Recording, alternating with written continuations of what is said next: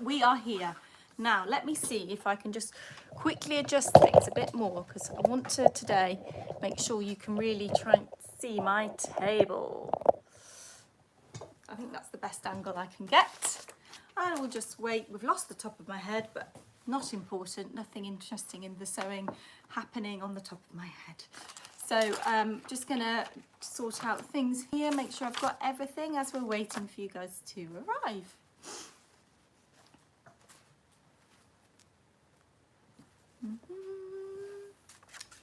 Okay, right, there we go. Hi Sarah. Hello, hope you're well. To get all my bits in order. Hello from Northwest London. Hello from Brazil. Oh, Brazil. That was a really bad accent, wasn't it? Sorry. Oh, Jemima is here with us today answering questions.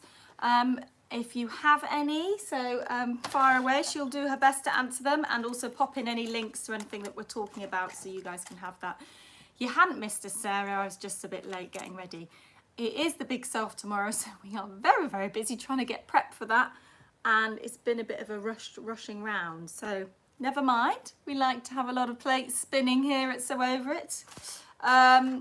So what we are going to be doing today is we are going to be doing the welt pocket from the Vivienne coat. So the Vivienne coat is one of the 5 patterns in Vintage Dreaming. If you're watching this after the live, Vintage Dreaming is, there'll be a link to it in the description box below, but it's our newest ebook, Capsule Wardrobe for a beautiful vintage wardrobe. 5 patterns are in it, but so many variations because there's all sorts of different hacks and things.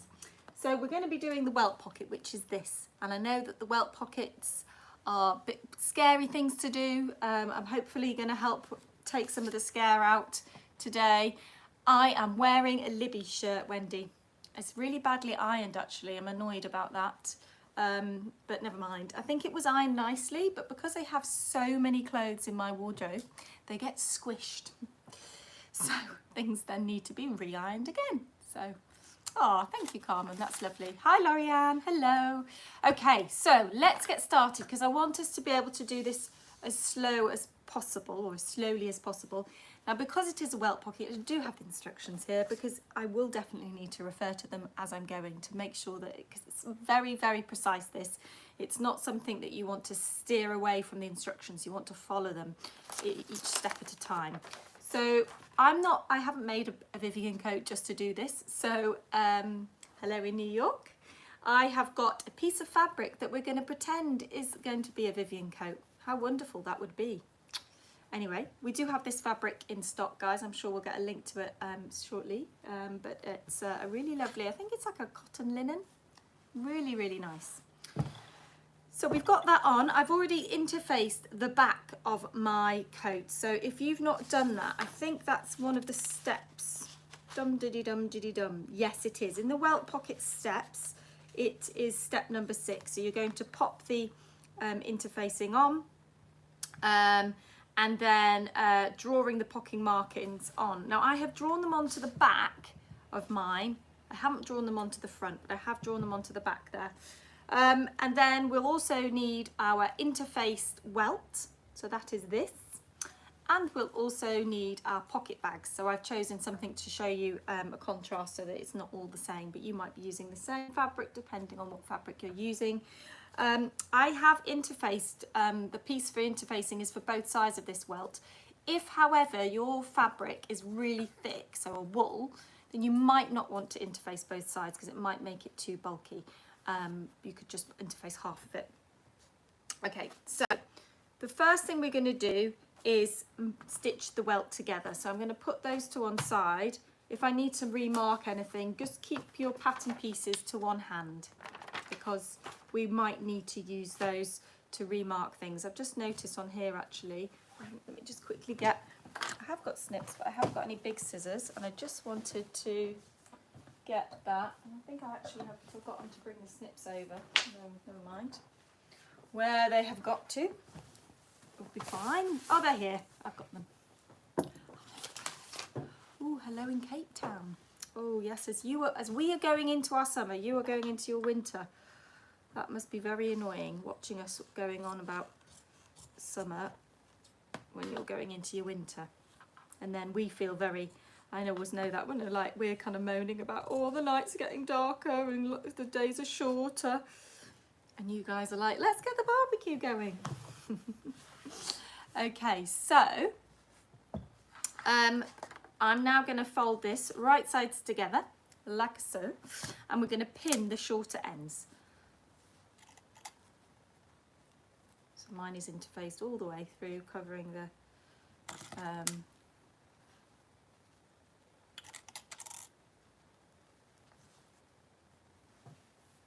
covering the whole piece.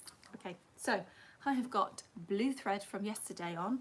All of the threads have already been packed up ready for the big sew off. So I've got to just work with what I've got here today. So just making sure that I'm on a good stitch length here. Stitch length 3 is good for me on this machine. The seam allowance is 1 centimetre. I should have said that at the beginning. Make sure you reverse at the start and at the end on both pieces. Oh, everyone's got some windy and wet weather. No one seems to have any amazing sunshine. Who in the world today has lovely sunshine? Make us feel jealous.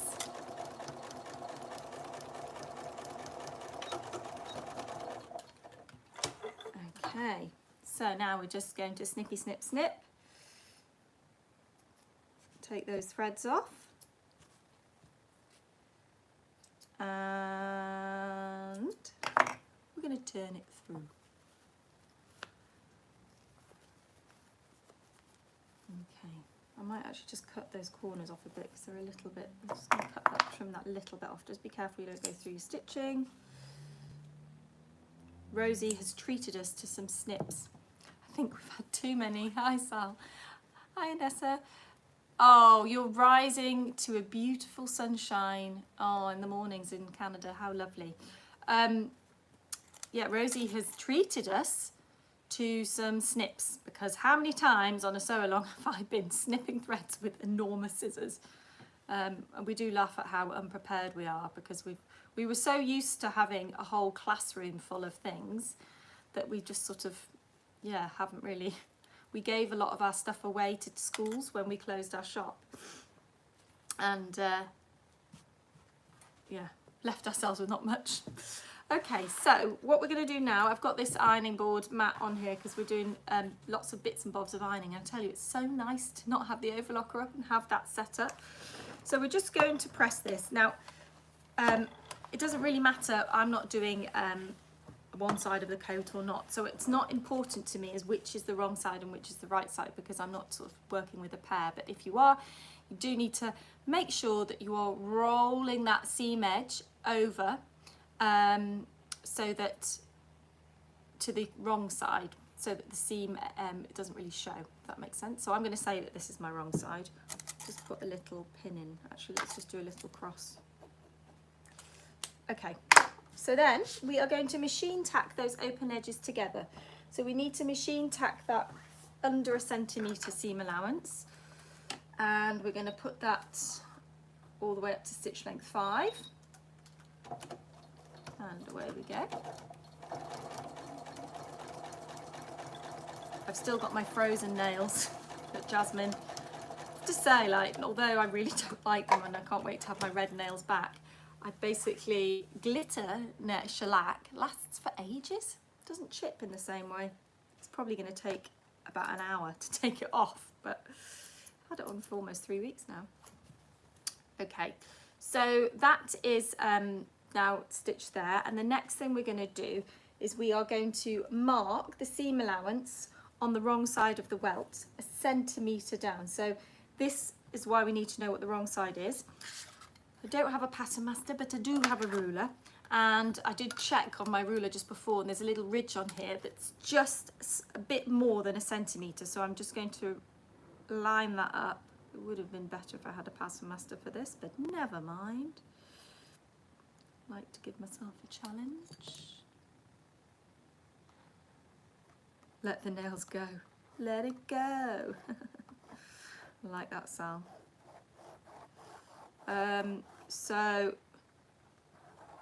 I'm using a fabric pen, but you can use chalk.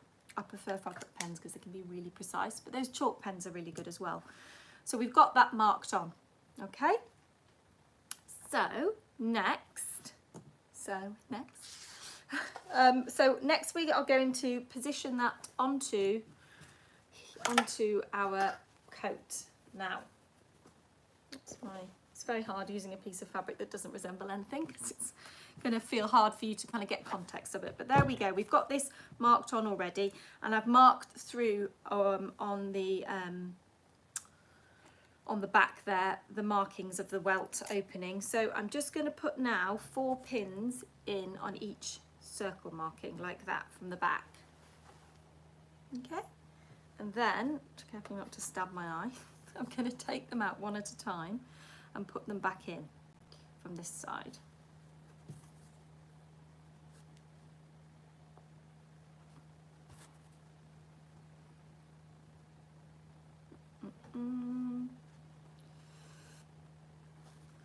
What I could do as well is mark the middle of the welt cutting on the front side, so I think I might do that as well, so we'll do that together.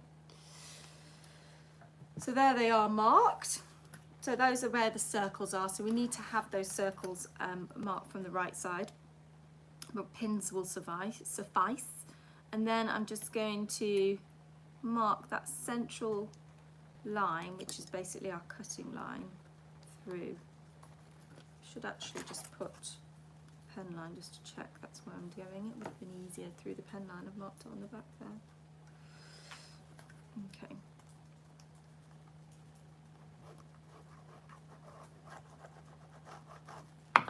Voila, done. Okay. Take those pins out. There's a lot of pinning and marking on this. Now, those of you that love a pin tack, what is a pin tack? Tailor's tack, there we go. That you could tailor's tack the circles on so that you've got those really clearly marked if you want to. And actually we do, I should say, I'm going to do my best doing a very chatty welt sew along, but if you want a really precise and all the extra tips and guidance kind of instructions for a welt, then you must watch on Stitch School Becca's welt tutorial, because it's nice and slow. Obviously I've got all the close-up angles, and she gives you lots more tips than I'll be able to give you today. Right, okay, so we're now going to take the welt piece and we're going to place it down on top of the coat piece, and we're going to line up the bottom set of pins should line up with the pen line that you just drew. Sorry, I'm doing it the wrong way around. It's right sides together, obviously. The pen line you drew should be facing you, and it should line up with those pin marks, okay? And you also want to make sure that it's sitting within those pins, so sitting within the circles. The top edge of the welt, the sort of raw edge there, should hit that middle line that we drew, if that sort of helps make it clearer. So now what we're going to do is we're going to pin that in place. So we're going to pin through. I'm pinning right on that sort of seam line that we drew. Okay, and just check that I haven't missed anything to say to you guys. Did the kind of pin in place, check it's the correct way when you fold it upwards. You'll obviously need to work out and make sure you're doing the right welt piece with the right pocket side. I'm not having to worry about that, but just do make sure you read those instructions where we talk about making sure the short edge of the flap is parallel with the centre front. Okay, so we are going to stitch along that line there, and we're going to try and leave those pins in. I think I just need to move that one pin there so that it's the pin head is at the other side, so that's just going to get in the way of my presser foot. So following the pen line, which is our centimetre seam allowance guideline, we're just going to stitch now along there. Make sure you reverse at the start and at the end, and don't go off the edge of the welt. You want to start right at the edge of the welt, and this is where you've got to be really precise with the welt. So you've got to make sure you're right at the Oops, make sure your stitch length goes back onto a normal stitch length. Got to make sure you're starting right at the edge and not going, when you reverse, off the edge. Just keep it, go slowly. I'm trying to say that for myself, because how's Jasmine's tummy? Oh, bless you, she's much better. She was actually fine yesterday, but she had really bad tummy ache in the night, and she had an upset tummy throughout the weekend. And I just thought, I can't send her into school not knowing how, if she's going to be poorly or not. So I thought I'll just take a hit and bring her into work. She had a lovely day. Hilariously, at the end of the day, when we were all just trying to get stuff done and film a vlog, and if you've seen the vlog, I think it went up yesterday, but Jasmine was there and I had to quickly jump out. But yeah, the last activity that I had her doing was sweeping the floor and looking for pins on the floor and picking them up for us. So that was really good health and safety thing.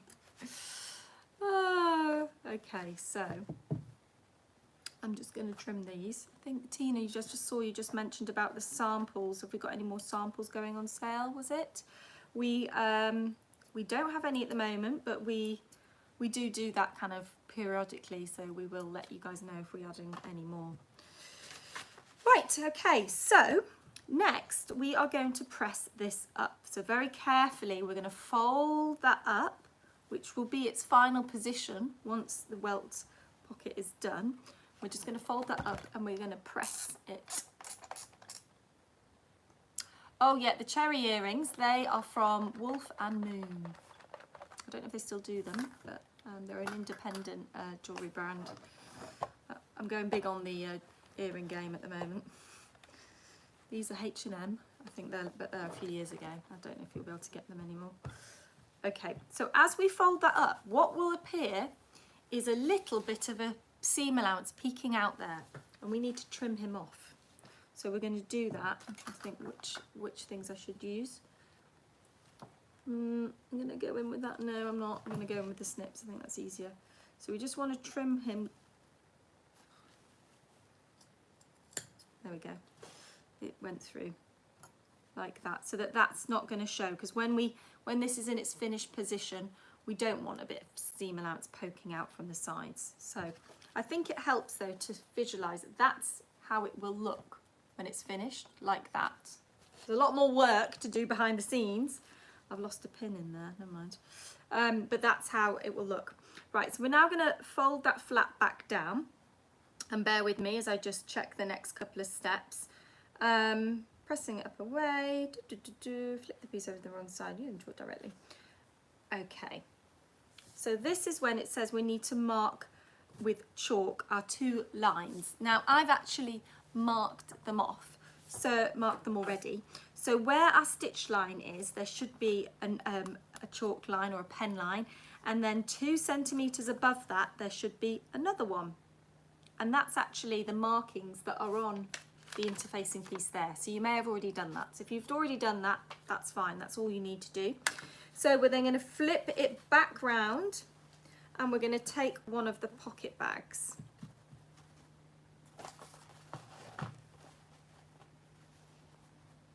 Now this is where I don't know if I'm doing the right one or not.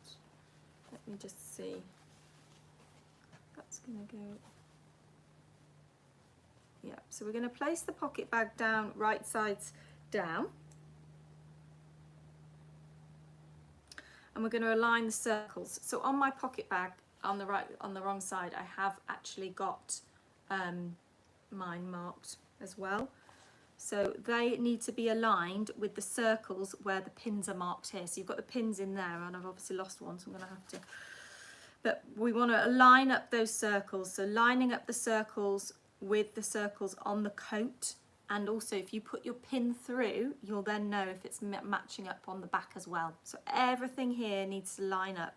This is really important that it all lines up, because it's one of those things that if it doesn't all line up, it kind of doesn't all work.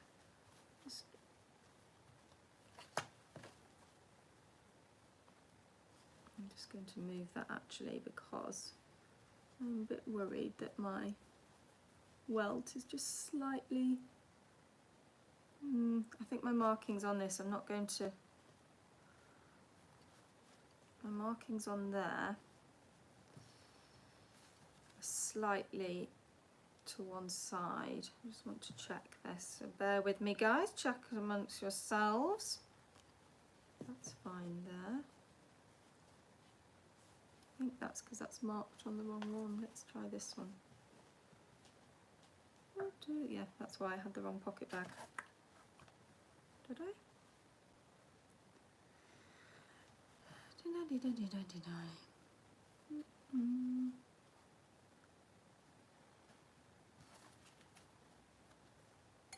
Okay, right. So let's go back and mark that in.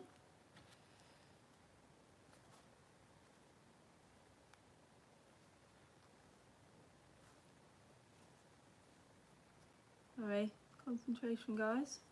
Very hard to be chatty when I'm doing this little step.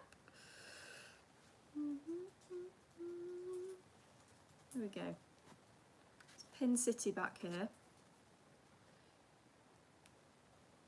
So I'm actually going to leave that pin that connects the circles in whilst I just pin the rest. And that way I'll make sure I get it all right.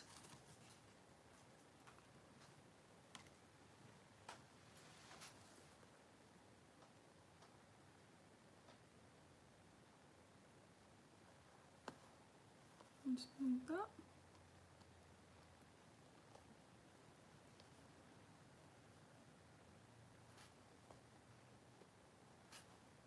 There we go, perfectly aligned there. It's a bit of tension though there. I'm just going to let that relax out because it's slightly, don't want to have any tension on the pocket.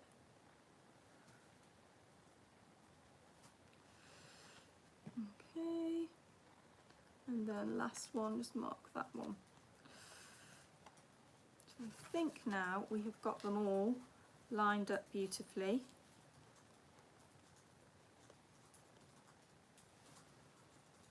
Yeah. I've not lined up that bottom one. I'll just line that one up.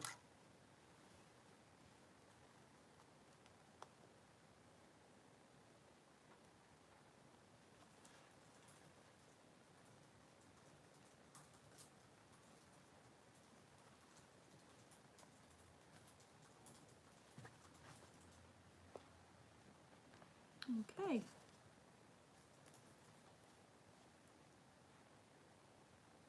Great. Check that that's going to work when it goes up. Yeah. Fab. Okay, so that's all the circles are lining up now. So now we're going to go back onto the wrong side, and we're going to pin it again because obviously we need to sew it from this side, so we need to take all these pins out one at a time, unfortunately. So let's just do that and make sure we pin that.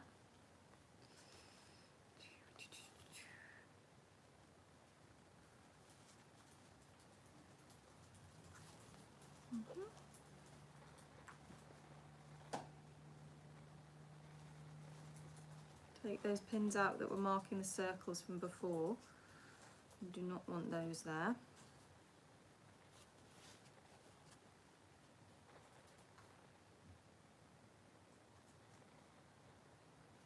Okay. That's there. That one needs to come out. And that one needs to come out. So you can take the pins out now from the right side. So it now should be like so. Hopefully that is roughly what yours is looking like if you're watching it or following through with it. And then we've got the pocket on the other side. So we are now going to stitch along those two lines on the back. So the two lines through the interfacing, we're going to stitch those along those lines, okay?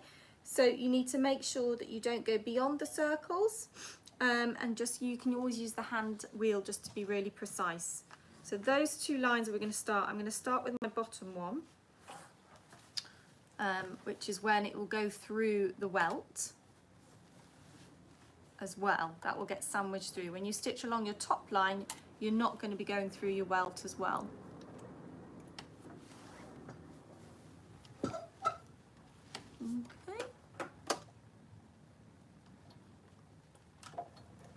So really slowly, and if you're worried about controlling the speed, then use the hand wheel at the beginning.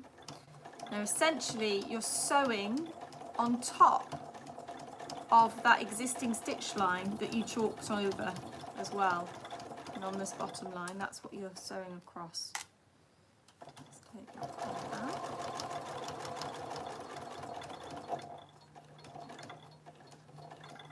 Okay, get into the end and stop.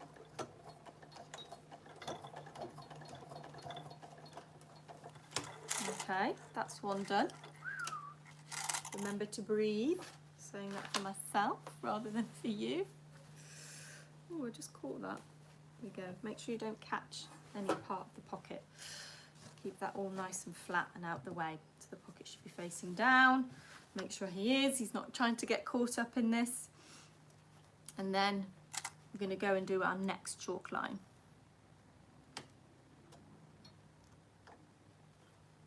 Make sure we're starting really right where we should be.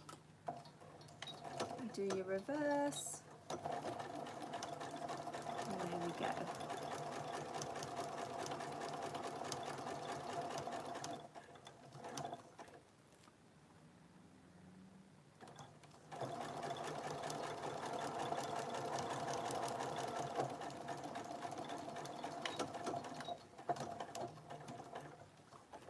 Okay. So then we want to cut all our threads off and tidy it all up. So I should just show you, I've just got those 2 rows of stitching. It's kind of annoying that I'm using blue thread really, because although it shows, I'm also using a blue pen. So it kind of was all blurring, but I have just stitched those 2 blue pen lines.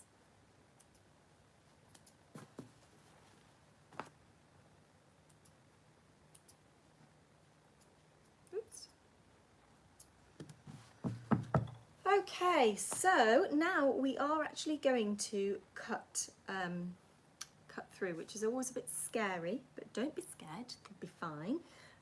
What we're going to do is we're going to cut through that middle line. So if we cut through the line here on the back that we've drawn, and you don't want to go through your welt, but if you think about your welt, the seam allowance of your welt should be sitting where behind this central line, the edge of it. So I'm just going to use snips to get my scissors, get that cut initially, and then I'm going to go in with some bigger scissors.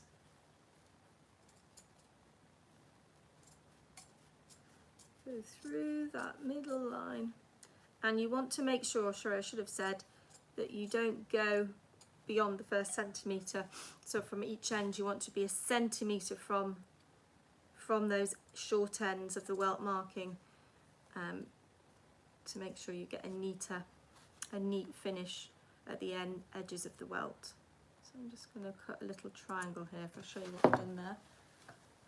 Yeah, just cut up there. So you do that on both sides. Do the same here.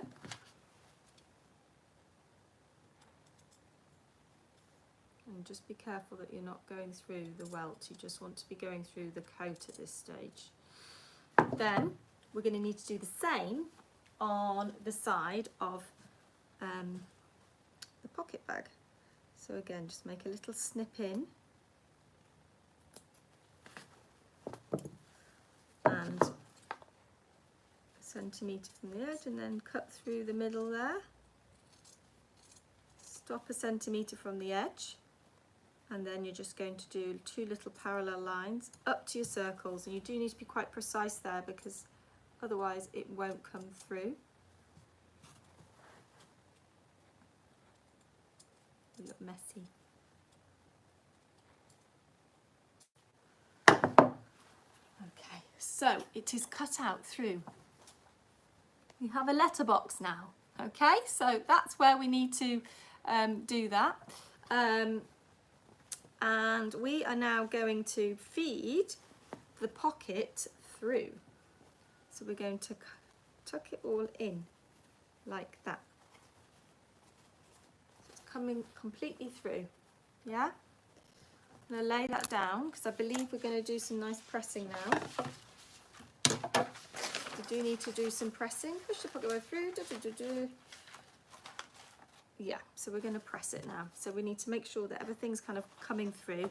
And this is when you'll be able to see if you need to do a bit more of a trim with your seam allowance. If you're getting a bit of too much resistance, so those corner points, you might need to just snip a little bit further in.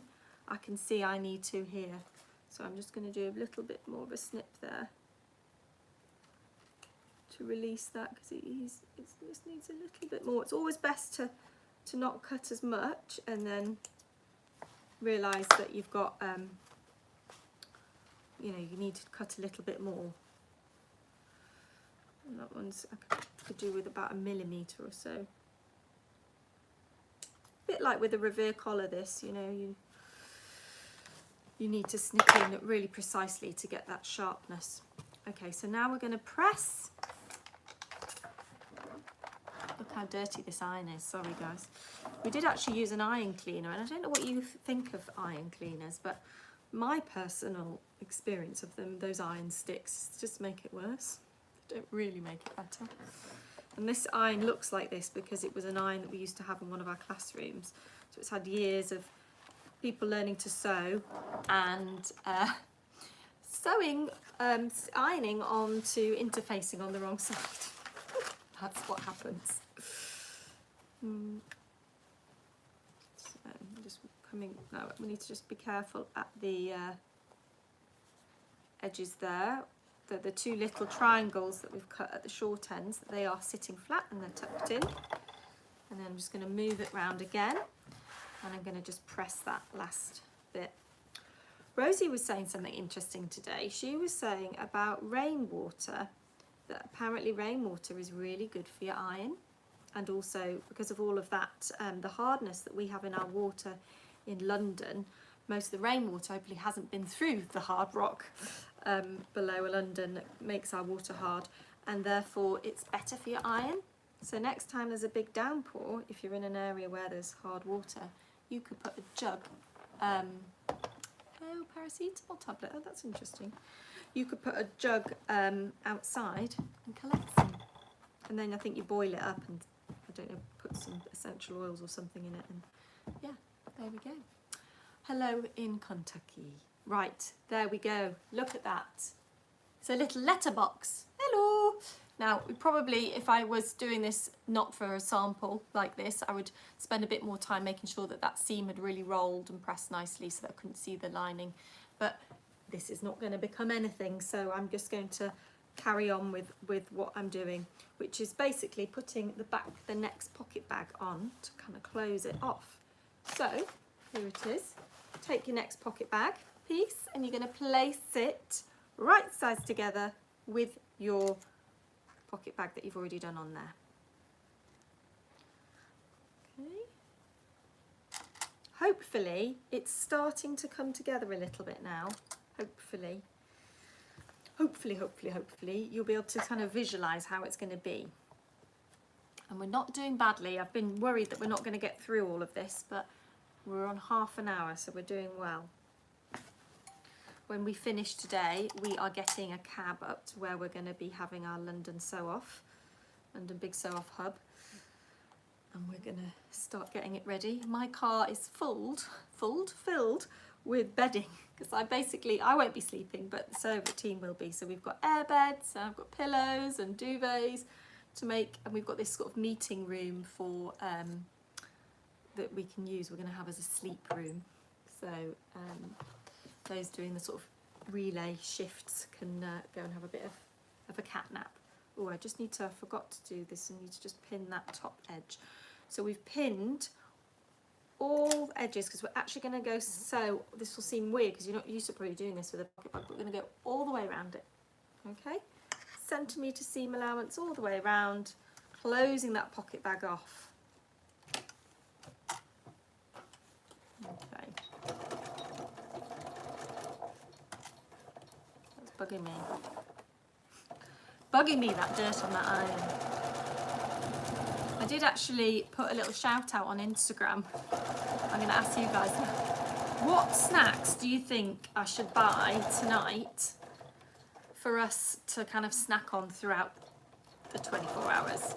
So obviously normally I'd be getting like cakes and biscuits and chocolate, and I am going to get those things because needs must, but if we eat those things for 24 hours, those of us that are doing the full 24 hours, we're going to go like that and that and that and that. So I was thinking things like bananas, Very unexciting. Grapes, okay, grapes, that's good actually, because grapes feel quite good, snacky thing. Obviously we're going to have meals, but in between. I am actually going to buy some Red Bull. I never have that. Fresh fruit. Oh, I think that's, yeah, I should do that. Strawberries maybe, things like that. Nuts. Yeah, that's what I thought, Anessa. Nuts and raisins, or is that too sugary? Ooh, popcorn, that's a really good one. Plain popcorn. So yeah, not with the sugar. Can it have the salt? Otherwise it's just a bit like nothing. I mean, obviously salt's going to make us want to drink. Oats. Ooh, flapjack? Or is that like, could flapjack work, or is there too much sugar in that? Vitamin water. Oh yeah, that's a good one. This is amazing. I'm trying to take a mental note of all these suggestions. But yeah, I think fruit is obviously a big one.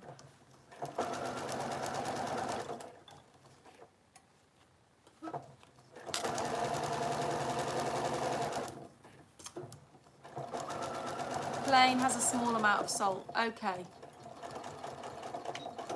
Got to love a flapjack. You do, don't you? Do you know what someone once made me, and I keep meaning to look up how to do it? A banana flapjack. Oh, he used to call them power bars.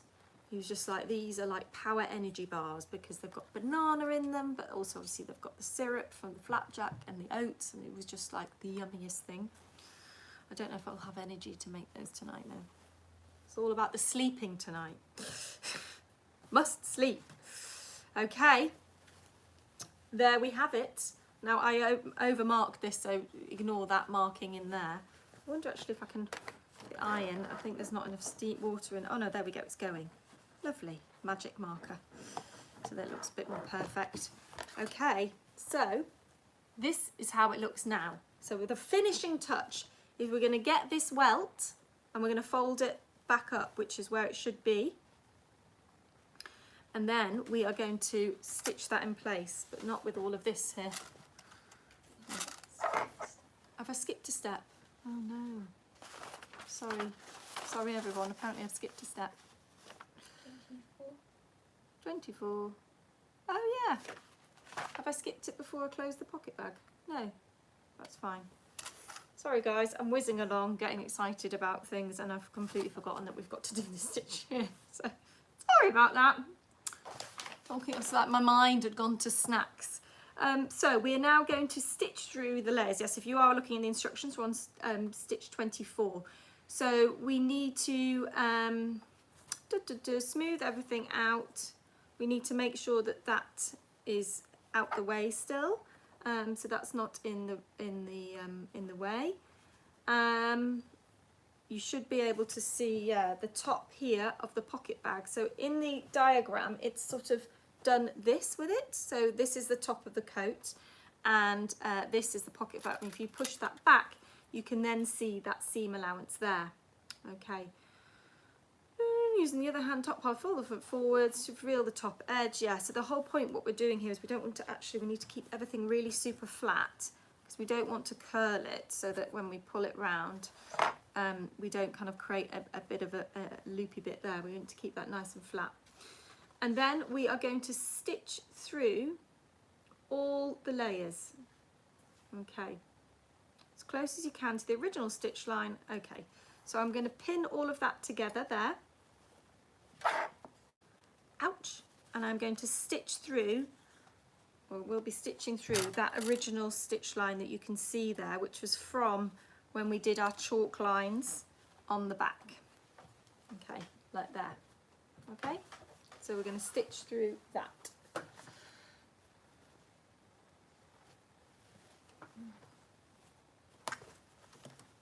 Okay. Just make sure you're really precise as well with where you start and where you stop.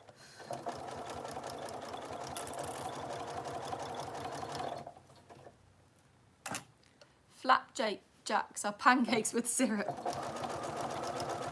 Love pancakes. Oh my gosh, if someone could come and make us pancakes for the morning. I think that's what I'm like sort of thinking. It's going to be, it's not like, oh, it's okay, once I get to 7 in the morning I can stop. To keep going for another 3 hours. So yeah, I think hot breakfast is going to be bought for us at that point. Someone's going to go and do a breakfast run. So I think we're going to need it. Okay, so, sorry, that's now done. So what that did is it just anchored this so that here, you're not going up there. It's not coming up like that. Okay, so placing that back where we're going, back to where we were. And we are going to now just pin this in place, nice and flat, which is the finished step. Now this is when you probably would ideally want to have an edge stitch foot on there, but I don't have one here, so never mind. I don't need one, it's fine. We can edge stitch without an edge stitch foot. I only discovered that in lockdown. Do you remember? I did it on a sew-along for the first time. Those of you that watched the sew-alongs from the beginning. I hadn't done an edge stitch foot since then. So edge stitching now, just the shorter ends of the welt. Really being very precise here. This is really going to show. Get as close as you feel comfortable. It's much better to go a millimetre more inside and sew straight than the opposite. Now, obviously, I've also got annoying blue stitching, so it's not going to look that great, but yours will look nicer, I'm sure.